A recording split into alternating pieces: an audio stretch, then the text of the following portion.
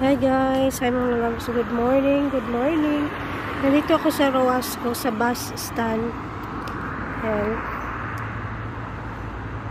Nag-aantay ako ng taxi. Kasi papunta ako sa ospital. Kay Daddy. Hindi kasi ako natulog doon kagabi dahil nasa ano yun? ICCU siya eh. Hindi pwede matulog doon ng bantay. Walang bantay doon. So, ngayon, mag-discharge na din naman siya.